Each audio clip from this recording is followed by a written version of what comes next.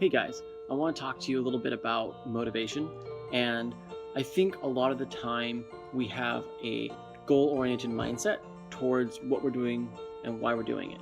And that's a great way to be motivated and to have motivation to do what you want to do, right? When we're looking for motivation, we often look for our why being our goal, right? So our end goal being, okay, I want to have a six pack, or I want to be at a certain weight, or I want to be able to do a certain kind of exercise better. Those kinds of things, right? Those are good goals to have. And I'm not saying that those goals are bad, but I think there's a better way to be happy with your fitness and your journey and just your life in general, instead of just being goal oriented.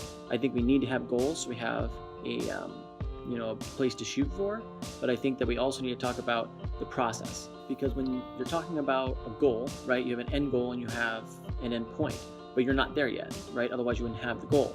And so you have to go through a process of change to get there. And what is really important is falling in love with the process. And for me, when I first got into fitness, it was about a goal. It was about, I want to get down to 145. I want to get down to 140, right? That was my goal. I just wanted to be in shape and just be fit.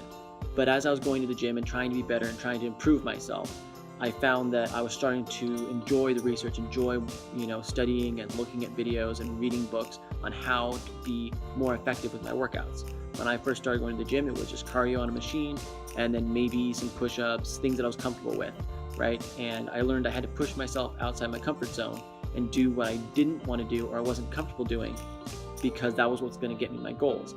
And as I started doing that, I started falling in love with change, right? And changing myself and being a better person.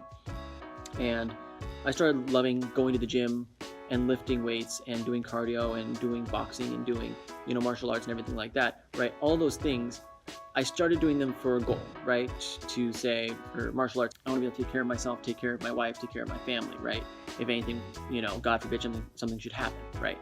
I had that goal. But then as I was doing it, as I was taking the classes, as I was, training, I started realizing I actually really like just doing the work, right? And that's what I want to talk to you guys today about, is like doing the work, doing the process, right? Falling in love with the process and falling in love with how you're doing what you're doing.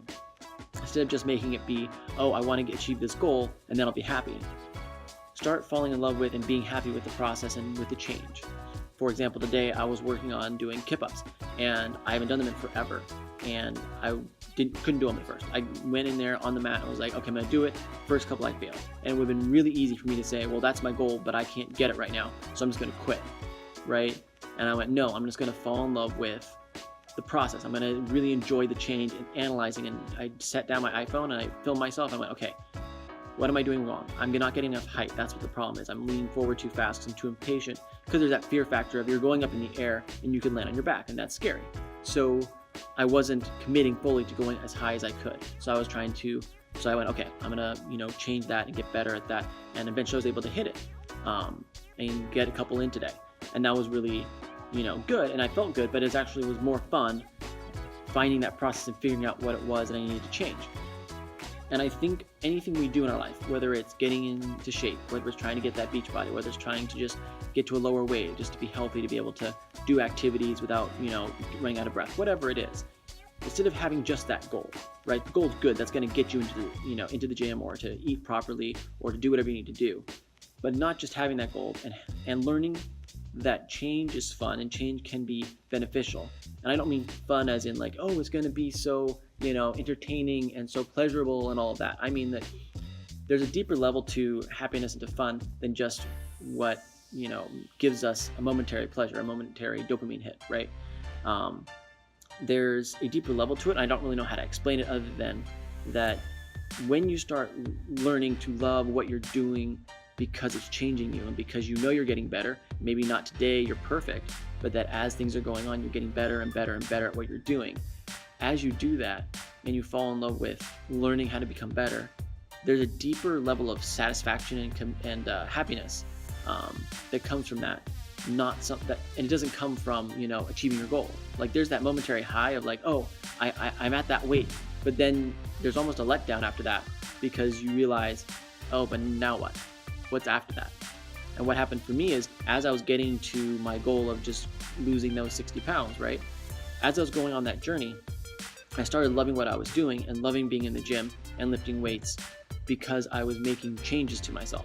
And I started, focusing on, okay, what's the next thing I can do? I started learning about, okay, different lifts, doing, a bench press, doing deadlifts, doing squats to, work on my lower body, work on my core, doing abs, right?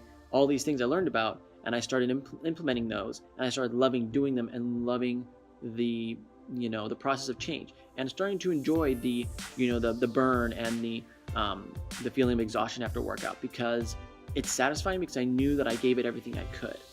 And when you love what you're doing and you love how you're doing it, then you can go into it and you can give it 110%, and it doesn't feel like too much of work, right? It's actually fairly easy to do that if you are enjoying the process. And every single time, for example, this applies to a lot of things, but for me, it's the being in the gym and lifting weights is the easiest example I can think of.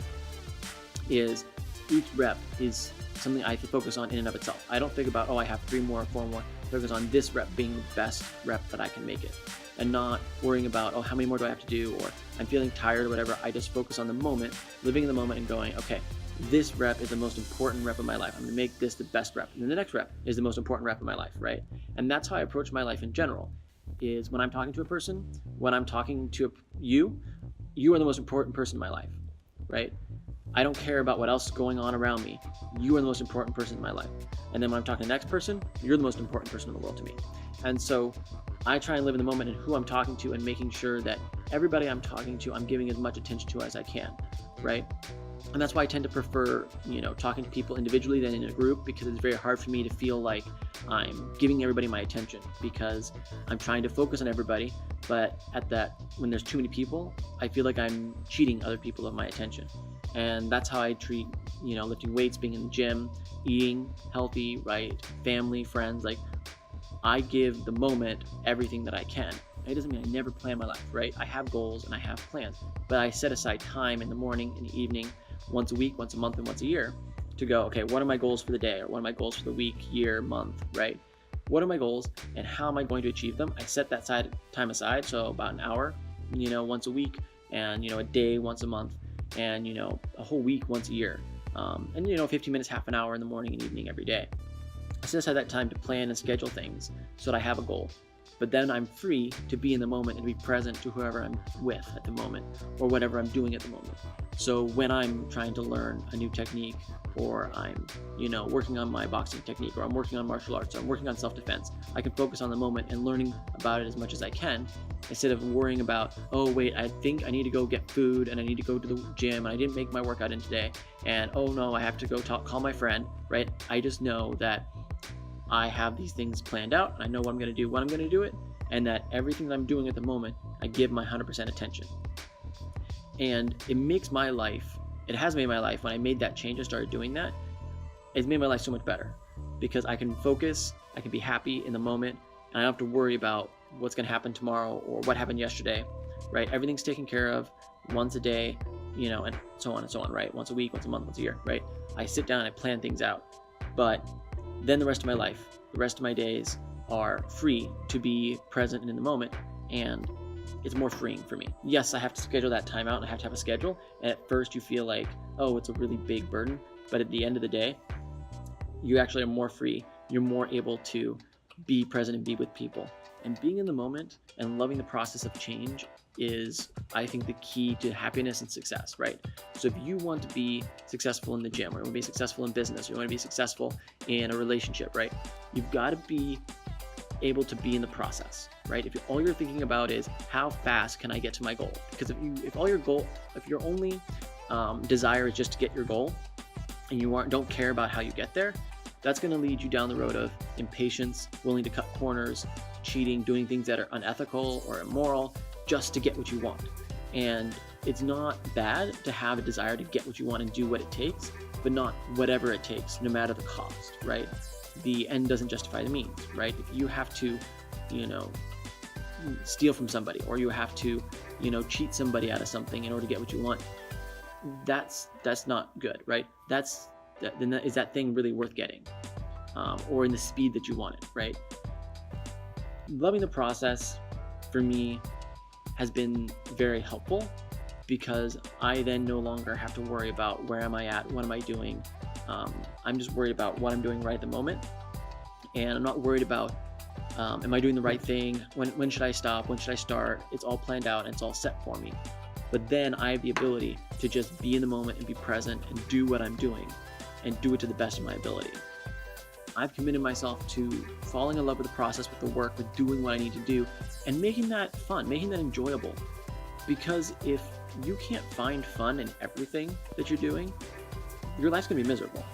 And if you don't want to find the fun in working out, or the fun in eating healthy, the enjoyment, I guess, or the satisfaction, if you aren't willing to go there and find that, then maybe you really don't want it as bad as you think you do. And a lot of times we tell ourselves, oh, I want to have all of this stuff. I want to have family time. I want to have a good body. I want to have a healthy lifestyle. I want to have this thing and that thing and whatever, right? But do we really want it as bad as we say we do?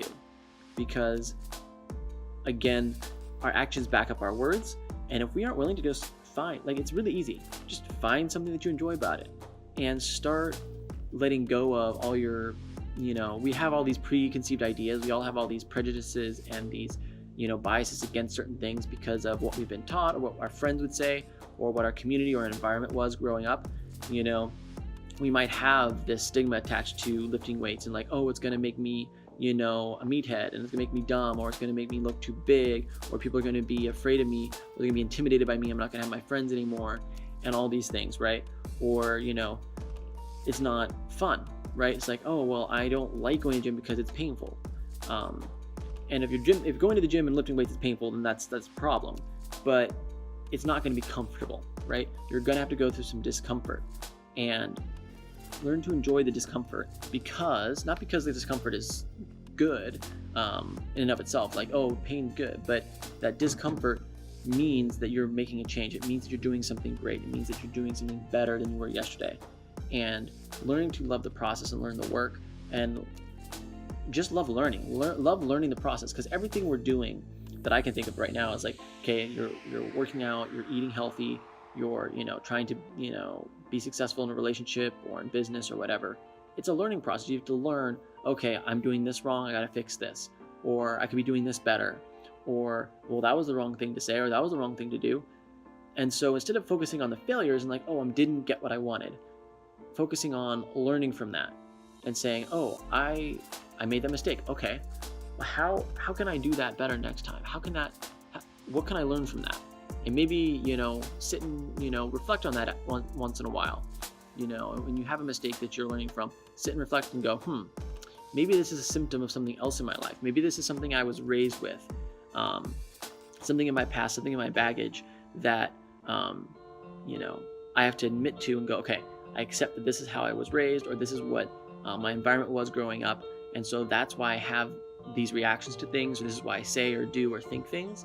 And when you can go back in time and like analyze yourself and go, okay, this is why I'm doing what I'm doing, then you can start addressing the real problem. Because if you have, example, let's say you have a fear of heights, but you don't know why you do, you may try and address that fear of heights by just pushing yourself to go there and do those things and all that, right? That might be one way you're trying to address it, is like just put yourself in that situation of being in a tall building or something like that. But that might not be the right approach, because maybe it's a subconscious psychological background of, oh, when you were a kid something happened, right? Obviously those are extremes, and we're not psychologists, but you can look back at your life and sometimes you can figure out what made me do what makes me do what I'm doing.